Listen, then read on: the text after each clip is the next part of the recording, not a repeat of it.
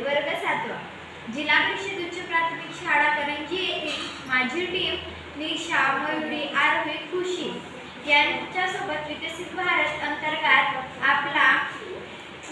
आपला कचरा आपली परसबाग शेती कचरा व्यवस्थापन हे आजच्या भारतासमोर एक मोठी समस्या ठरत आहे। हे एक महत्त्वाचे आव्हान आहे। वाढत्या लोकसंख्येमुळे आणि शहरी प्रदूषणामुळे दररोज प्रचंड प्रमाणात कचरा निर्माण होतो।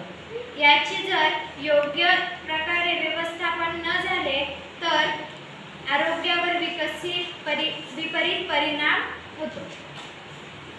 आजच्या घराघरात कितीतरी कचरा निर्माण होतो।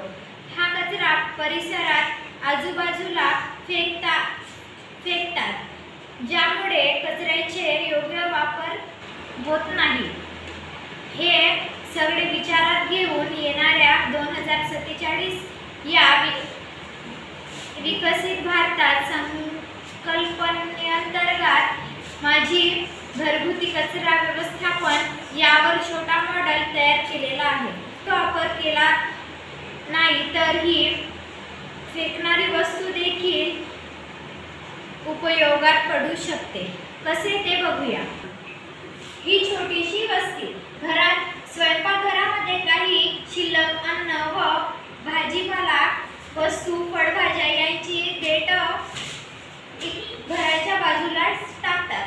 म्हणून सगळं घाण होऊन तिथं मच्छर, कीटाणू असे इत्यादी कीटकनाशके गोळा होतात।